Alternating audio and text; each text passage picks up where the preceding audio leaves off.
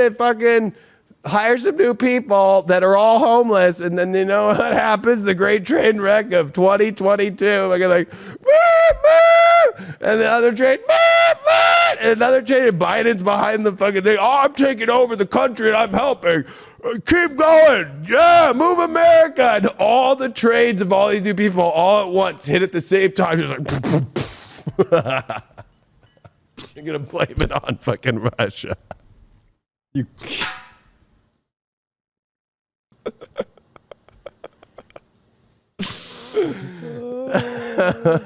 Biden's gonna be like, save America. Get up there. Get all the fucking crack and the meth heads. I've been giving crack pipes out. Get the fucking guys up here, and we're gonna go fucking get these trains rolling. And just see them all coming across. And him being behind with a train out on, like, I'm America's fucking president. I'm an American. And he's gonna be sitting there being like, corn pop, and then the whole thing just explodes. Oh, man. The great train wreck of 2022. Best imagination in the game. I think the big question I was asking, is the dick still working? Oh, I'm Aries rising.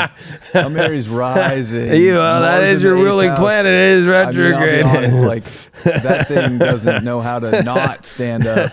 Spiritual daddy. The dick still working. Mars retrograde. Yeah. Dude, that's the one thing I gotta say. You know, Mars retrograde men out there, sometimes the dick don't work, especially the older you get, is where the thing stops working for some dudes. Yeah, maybe later in life. At this point, there's just absolutely no way that's a thing. Mars retrograde. I don't give a fuck if all the planets are retrograde. It doesn't care. So got that going for us. Or I guess, you know, maybe it's like the dick only works. The dick always works. I think it's about the connection, right? To the right feminine energy. Of always, yeah. Like, it's like you could see the hottest chick in the world and the dick won't work. Because there's just not a connection.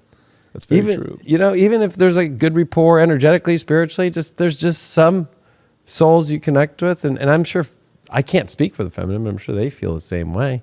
I bet they feel it more. They probably feel it more.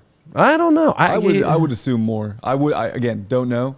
We're not, you know, biologically in that class. But I mean, I just know from my experience with women that they are way more connected on a spiritual, emotional level than just a physical level when it comes to sex, from my experience. And I could be off on that, but no, I would agree with you, but I think being a guy who's spiritual, I won't claim anything more than that, but there was times when I was single where I would, you know, I would just be like, why is there just like, everything should be different, right? But especially for everybody, Mars will sex anyway. And there, of course, the willpower and everything that you said to keep going and changing. There's so many changes fast, especially in Gemini with the Neptune square and the Pisces and all this mutable energy. And now we're about to see all these planets oppose Mars. It's going to be crazy. I think Mercury's squaring Mars right now. I mean, it's about to. Opposing Mars right now. Yeah. But I feel like, you know, when it comes to that energy of sexual energy, the Mars retrograde is always a good test, especially in the sign. So it's like in Gemini, it's like, are you in your head when you're making love, or you're using that energy or not? You know, and I think it's a good test. I mean, my girlfriend has Mars and Scorpio like me, so it's like our progressed moons are in the same fucking sign and 2 degrees apart our whole life. So there's kind of like this weird thing with her and I. This is actually like our 2-year anniversary tomorrow of meeting. So it's like interesting that like her and I don't have any problems in those areas at all.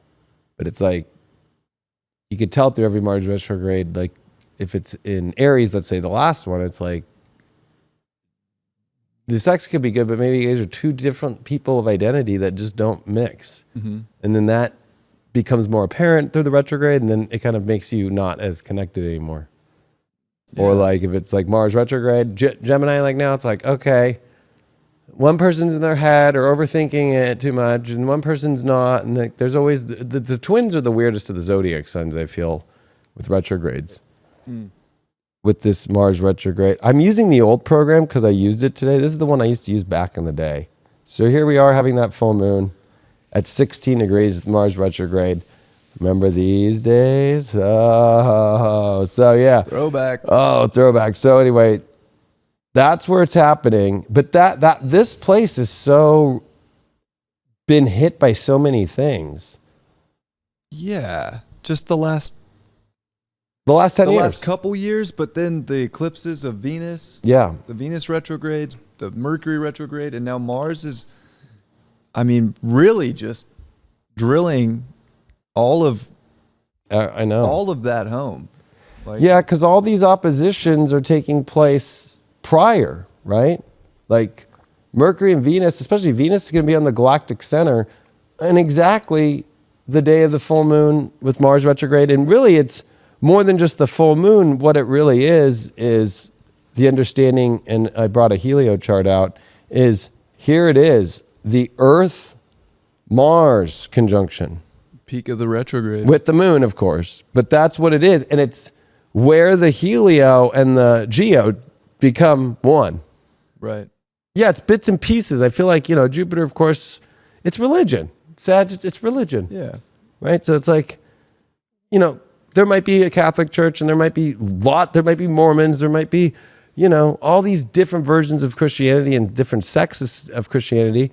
And then there's, that's tied into, Judaism as the original form of it, right? And then it kind of like, right? So you see those things, then you can go into Egypt and you could even go into Mesopotamia and Gilgamesh and all that, right?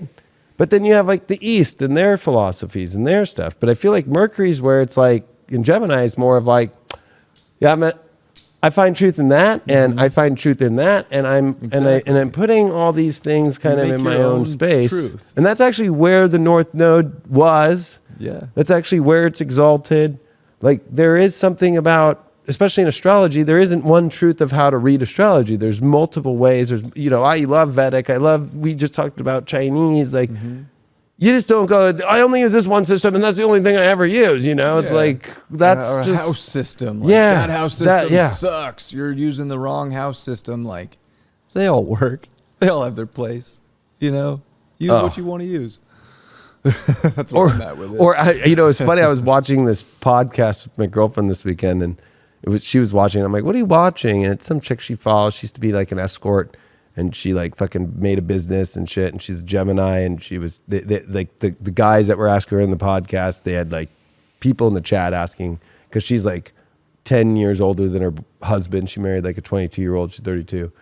And she was talking about age and if that's different. And then they were talking about other things about like men and women. And they were making just like very sad, like, like things like, well, I think until you have a job and that person has that. And I was thinking, I'm like, astrologically, like, what if that person's not exactly at the relationship point? Maybe It might not be because of a money or a job situation or that's where astrology, I think, just takes all that. And that's why Mercury is the ruler of astrology, and will always be the OG. I'll let Uranus have its moments, but it's Mercury. Uranus is It's like hermetic. HYPERGATE. That's a wrap.